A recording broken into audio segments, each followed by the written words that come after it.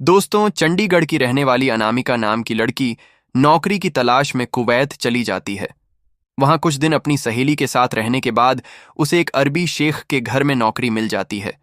जब पहली बार उस अरबी शेख की नज़र अनामिका पर पड़ी तो वह अनामिका का दीवाना होने लगा। फिर उस अरबी शेख ने अनामिका को बहुत सारे पैसे देने का लालच देकर उसके साथ इतना घिनौना काम किया जिसे सुनकर आपके कान फट जाएंगे। उस अरबी शेख ने अनामिका के साथ पहले खुद घिनौना काम किया, उसके बाद और 3 अरबी शेखों से मिलकर अनामिका के साथ बहुत बुरा किया। अनामिका, जिसने आज तक चंडीगढ़ में किसी लड़के को भी अपना दोस्त नहीं बनाया था, उसने 4 शेखों के साथ कैसे 8 महीने गुजर किए। इतना दर्द आखिर कैसे सहन किया? वो अरबी शेख जो हमेशा आगे वाली को नहीं बल्कि पीछे वाली को ही ज्यादा पसंद करते हैं। फिर अनामिका जैसी लड़की ने कैसे सहन किया? पूरी बात विस्तार से जानने के लिए वीडियो को अंतिम तक देखते रहें। दोस्तों, चंडीगढ़ की गलियों में पल्ले बढ़ने वाली अनामिका एक साधारण मध्यम वर्गीय परिवार की लड़की थी। पिता एक छोटे व्यापारी थे और मां गणी थी। घर में 3 भाई बहन थे जिनमें अनामिका सबसे बड़ी थी। परिवार के हालात ठीक थे, मगर कोई बड़ी आर्थिक संपन्नता नहीं थी।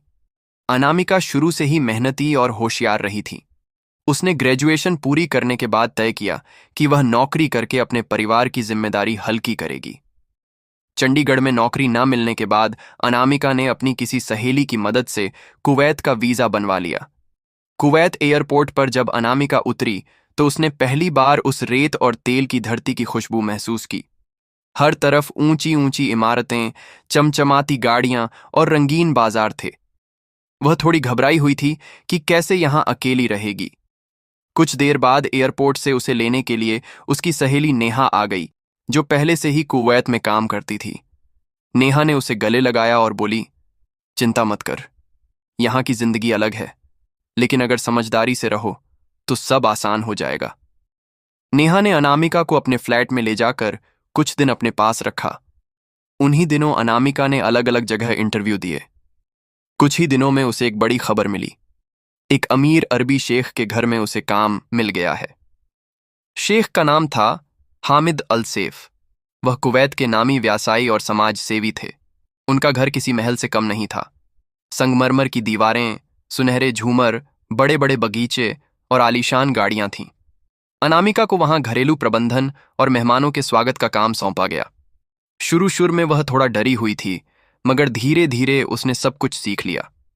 उसकी मेहनत और सादगी से शेख बहुत प्रभावित हुआ।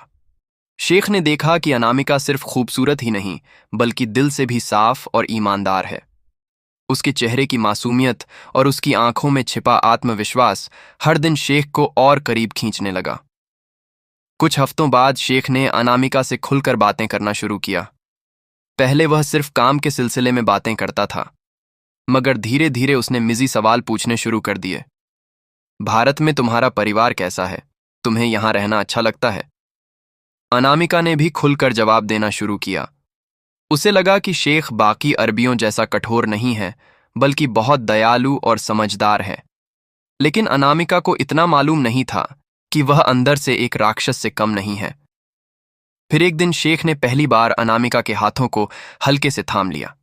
अनामिका चौंक गई, लेकिन शेख ने मुस्कुराकर कहा, मुझे तुम्हारी सच्चाई और सुंदरता दोनों भा गई हैं।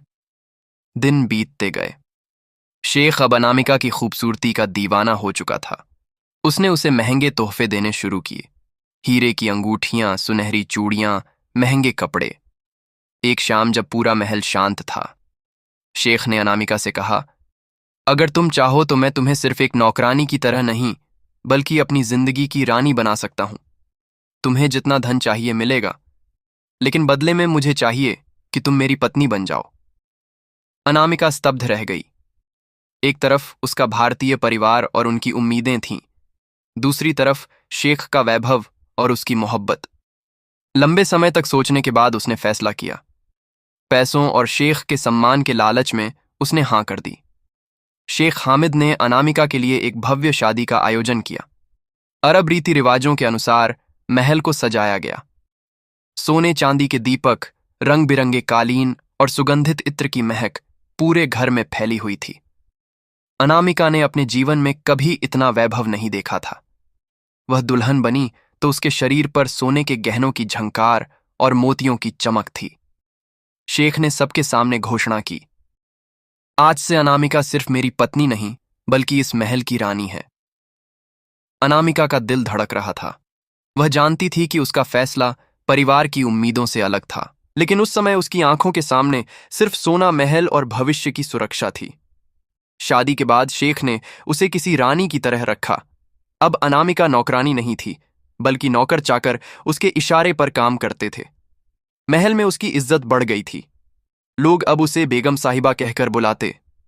हर दिन नई नई ड्रेस, गहने और पार्टियां उसकी जिंदगी का हिस्सा बन गई। धीरे धीरे अनामिका के भीतर भी आत्मविश्वास आ गया। अब वह खुद को उस दुनिया का हिस्सा मानने लगी थी। वैभव और सम्मान के बीच अनामिका के दिल में एक खालीपन था। कभी कभी वह रातों को अकेली बैठकर सोचती, क्या मैंने सच में सही किया? क्या मैं सिर्फ पैसों के लिए इस रिश्ते में बंध गई? शेख उससे बहुत प्यार करता था, मगर उसके दिल में अपने परिवार की यादें, भारत की गलियां और बचपन की यादें भी थीं। वह चाहकर भी इन्हें भूल नहीं पा रही थी। फिर एक दिन अनामिका ने अपने खालीपन को दूर करने के लिए महल में किसी हिंदुस्तानी पंजाबी लड़के के साथ संबंध बना लिए। इस बात की खबर एक दिन उसके पति शेख को लग गई। शेख बहुत गुस्से में आ गया और लाल पीला होकर अनामिका को कहने लगा कि इसका नतीजा तुम्हें मिलकर रहेगा। तुमने मुझे धोखा दिया है, अब मैं तुम्हें धोखा कैसे दूंगा? तुम कभी भूल नहीं पाओगी। फिर उसने कुछ और शेख लोगों को अपने घर बुलाया और अनामिका को उसका नतीजा भुगतना पड़ा। फिर उस शेख ने अनामिका को भारत वापस जाने को कहा, लेकिन अनामिका ने मना कर दिया। उसने कहा कि मेरे साथ इतना बुरा हुआ है कि मैं अब भारत नहीं जा सकती। शेख चालाकी से अनामिका के साथ मीठी मीठी बातें करने लगा। अनामिका ने सब कुछ बुलाकर खुद शेख से माफी मांगी और कहा कि पहले गलती मेरे से हुई थी और मुझे उसकी सजा भी मिल गई।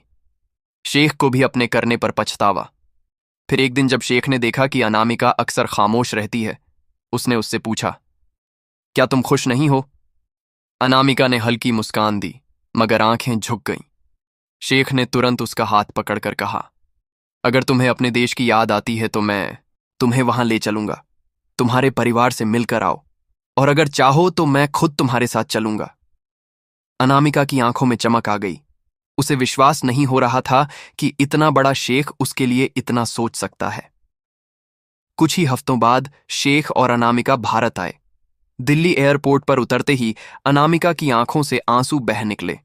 उसने मिट्टी को छुआ और महसूस किया जैसे वह फिर से अपने घर में लौट आई हो। जब वह चंडीगढ़ पहुंची तो पूरा मोहल्ला हैरान रह गया। एक साधारण लड़की अब अरब की बेगम बनकर लौटी थी। परिवार की आंखों में गर्व और हैरानी दोनों थी।